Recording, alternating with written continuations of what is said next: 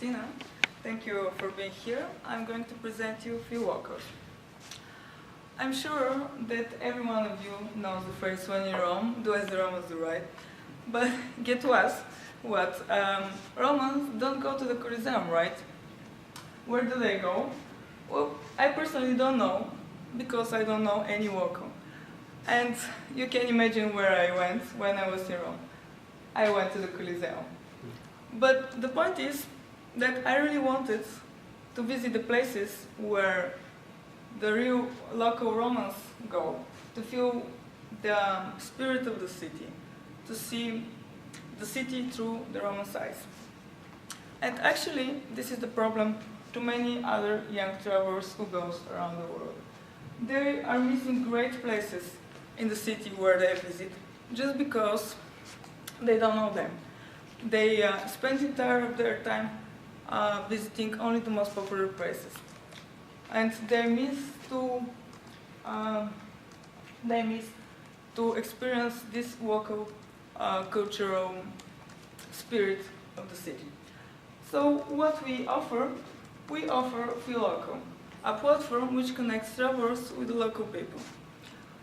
We decided a better version of our website, and we're going, of course, to create an application, because the travelers are mobile people and most of them connects with the world through their phones.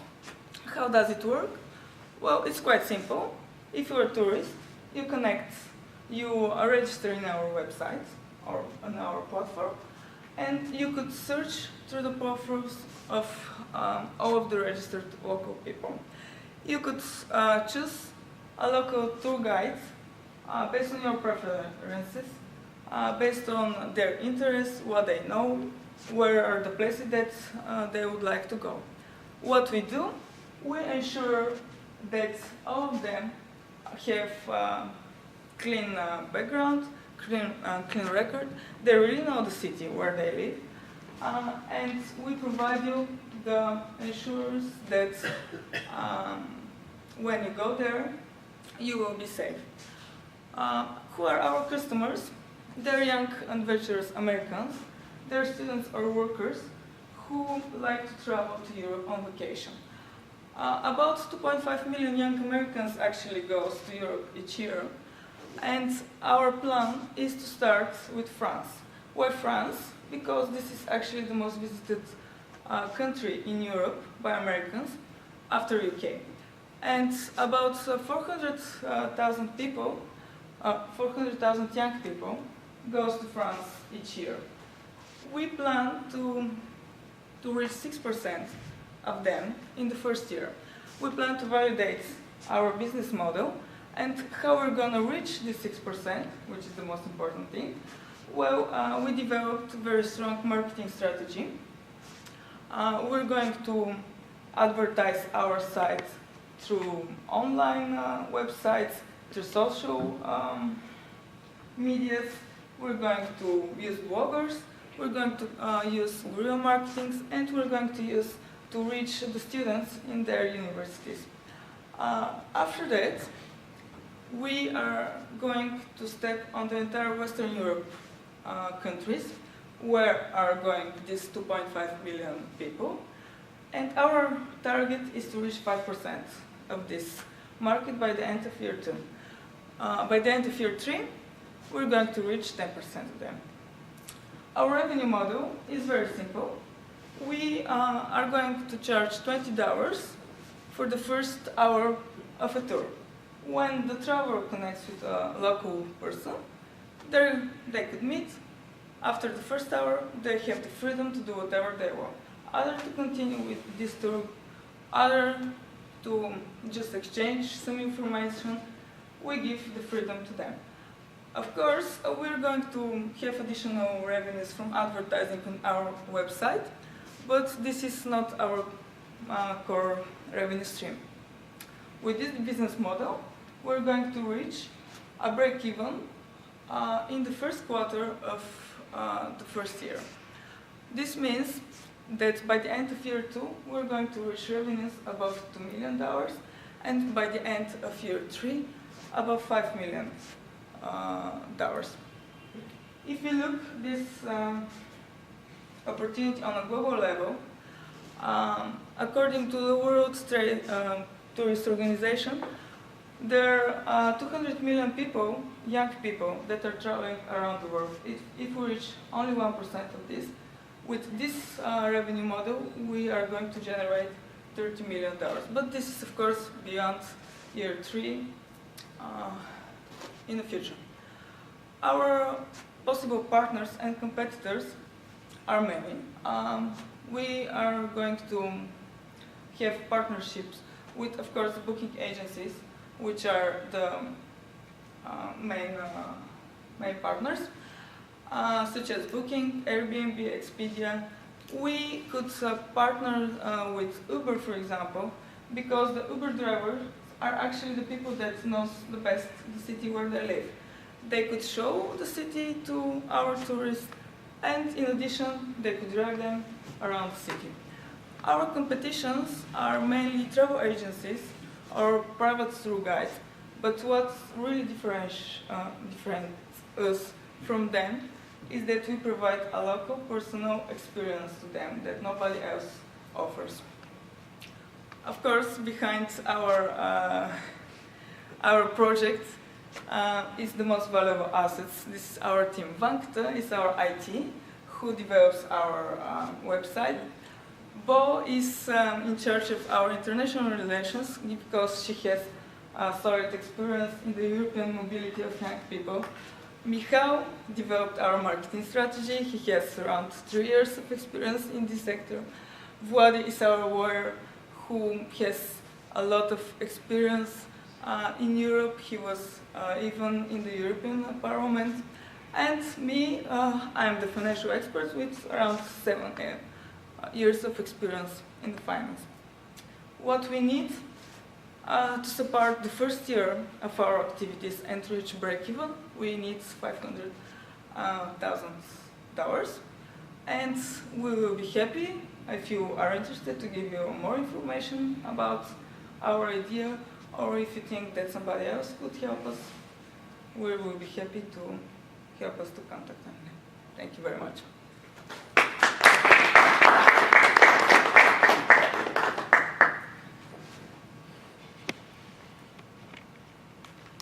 Could you explain why the revenues go down in Q4 in the second year, please? Yeah. Okay, because there's seasonality. Usually the people travel around the world in the summer, and especially in Europe. That's why we made our projections based on the amount of people that go each year. So the strongest quarters are, of course, Q2 and Q3. So that's it. In the year 1 and 3 they're flat because we didn't have we are not going to reach a lot of people then, and we're going to increase our share of our market share. But the people that are going usually in the last quarter of the year in France are less than in the summertime.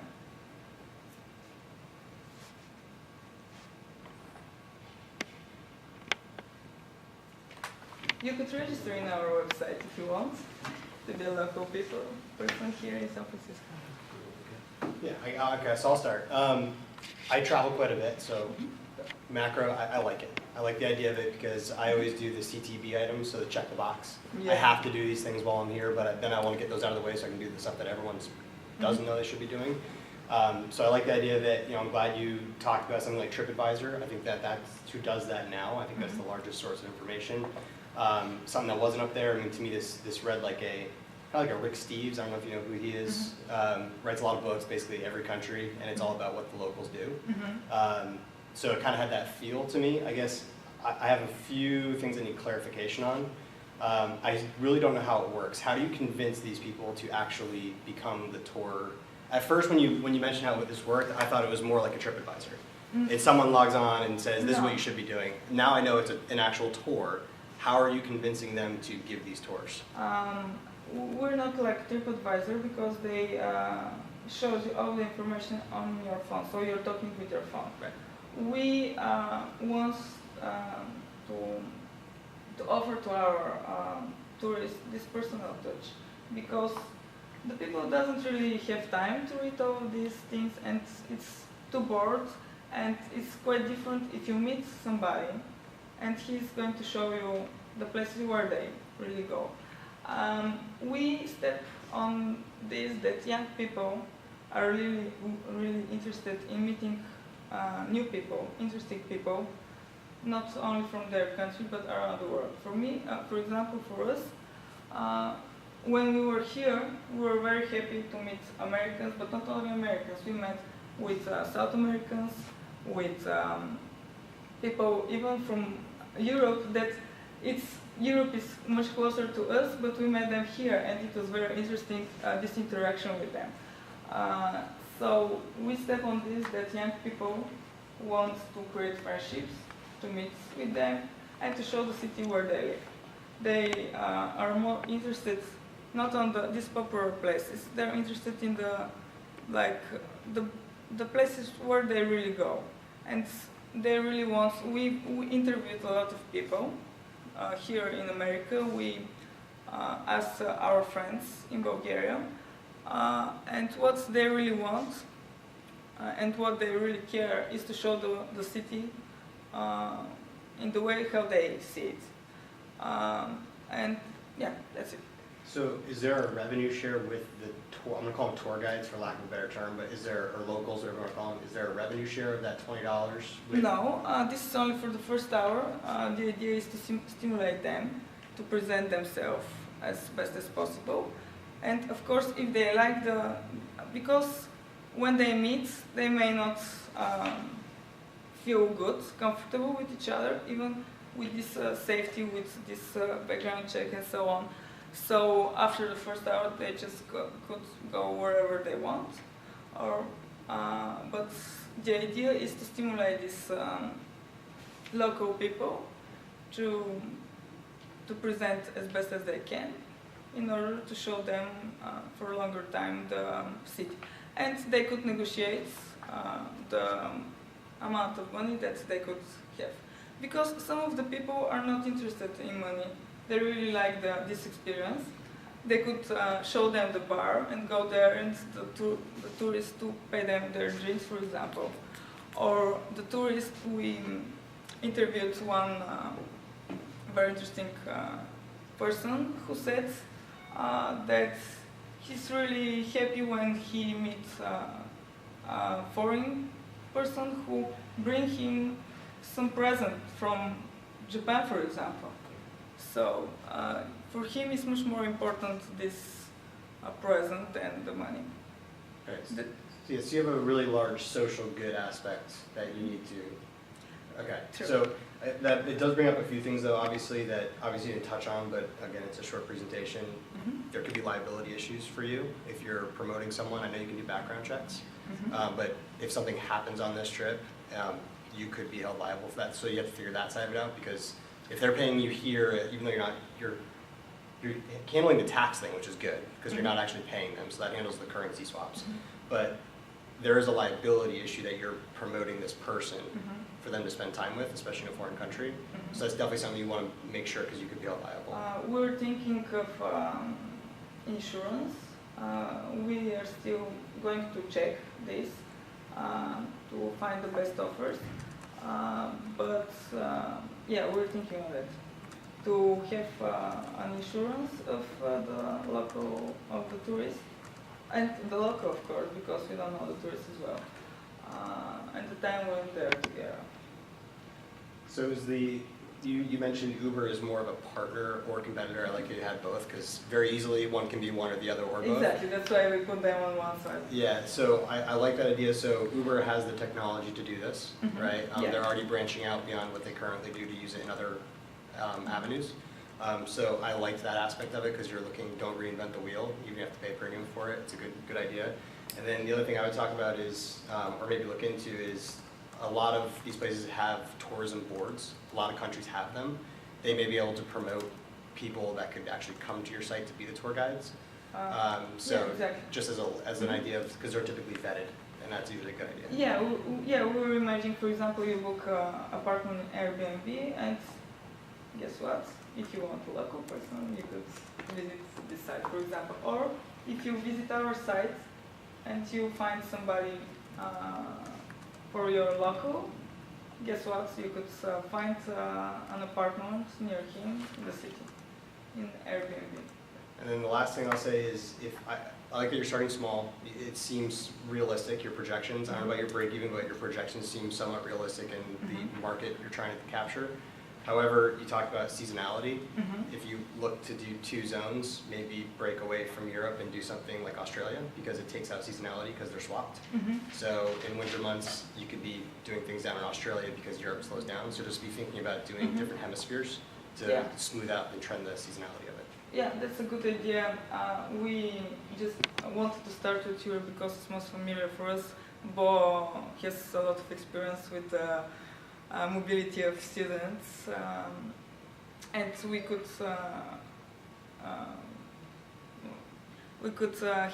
attract more locals from Europe. And this is a very good point. Like your kind of ski guides in the Dolomites. Yeah. Yeah, or maybe South Africa. I really want to go there. I'll be there in 3 weeks. Oh, really? Yeah. So. Did you find diamonds? What's that? Yeah, that's what I'm going for. No.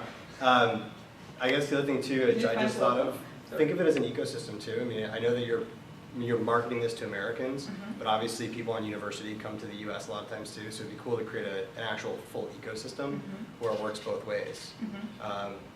So just keep that data that you're gathering and you're selling to these people, but keep track, because if you can create the perfect ecosystem, that'd be awesome. Absolutely, So, yeah. Thanks a lot. So the only questions I had or comments are centered around, first of all, what he mentioned. I understand the social good aspect. I don't know that well that will resonate in terms of why would locals come onto the site? I'm still sort of missing that piece. I don't know if you thought about sort of Uber type guys. I don't know. I think that could be interesting. I know when my family and I, when we travel to different sort of locations, we're always trying to figure out, just as you just mentioned. So I think there's a problem there, but I know if there was an Uber guide sort of marketplace where I could select based on ratings, wow, Jordan has done all these tours for people love them, and I could rent Jordan out for 3 hours. So everyone sort of bids on where I can sort of select. There are different sort of marketplaces like that. I know. And for example, Uber driver won't charge you for per hour for the tour guide. Yeah. He will earn money from revenue. Yeah. There's also a service in Europe that got popular years ago, which sort of created Airbnb. Airbnb was influenced by called couchsurfing. That's how Yeah, it's in our competitors. Oh, okay. Could be easily Yeah, made yeah, our okay. partners. Yeah. And but anyway, it's an interesting. I'm still trying to understand sort of the demand supply side of the equation here, and that's something we should probably just think about a little bit more. So I think for me the feedback would be, one, I'd get rid of the whole safety thing. I think you're scaring people with that. You're not solving their concern. Just one reaction. Second thing is, I think you have to have in this presentation the motivation for both sides. Like I got the motivation of the traveler, right? They want the local flair, and but the motivation of the provider, I don't yet understand that, because it's not economic, or at least based on the model. It could be, but it's not. So I think you really got to work on that part of like what motivates that. How do you recruit these people? This business screams unit economics. Yeah. So we've looked at 5 or 6 travel companies. We invested in 5 or 6 travel. We probably looked at 300. Okay, and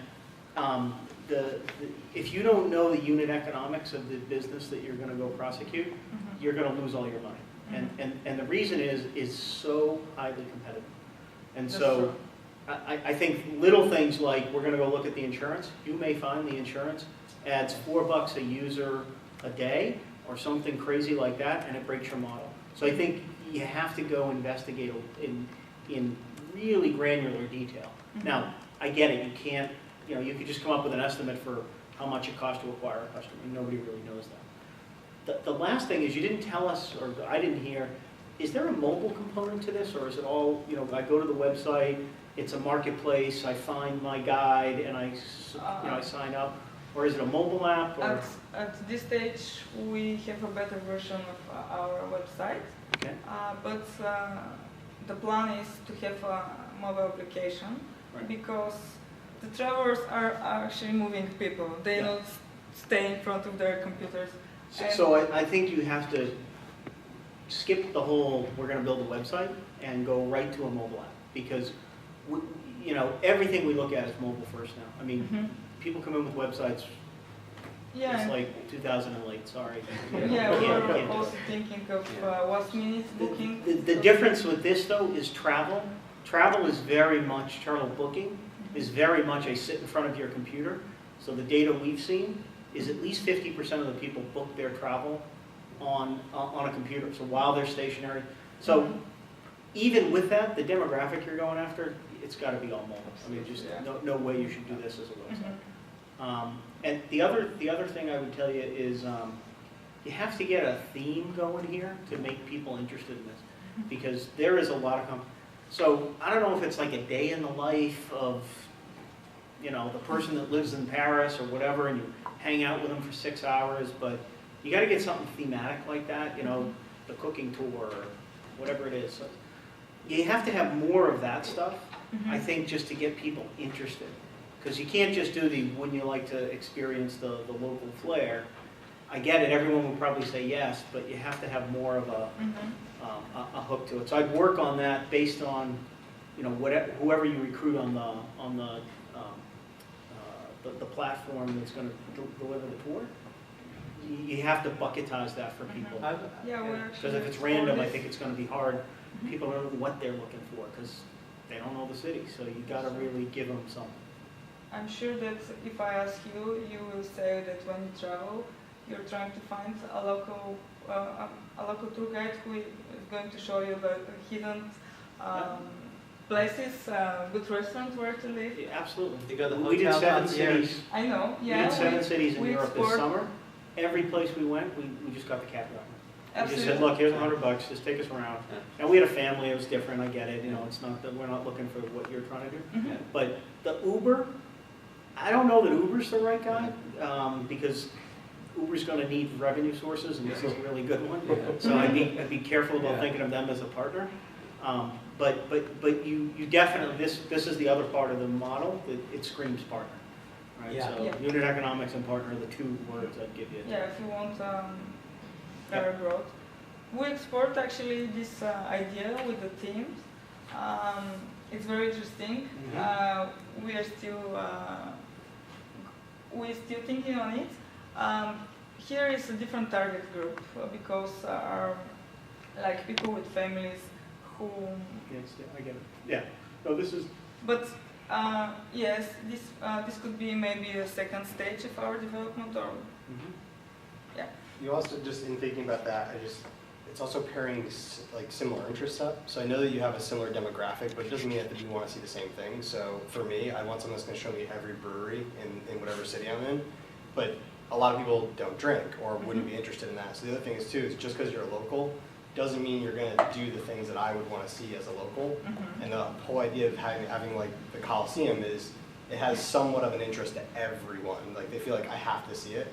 So I guess also doing, I don't know, maybe you do like mock itineraries. This is the type of places I go, almost like a profile for each person, because I want to pick a person that has a similar interest to me as well. I don't know if you've thought about that, but it wasn't in there. But yeah, I didn't stress a lot on it, but yeah, the idea is to everyone to has its own profile and to share its interest. The idea is that the local is going to would like to meet with people with similar interests, or usually similar interests or some interesting interests, our interested profile. So You need to go get the open source Netflix recommendation engine.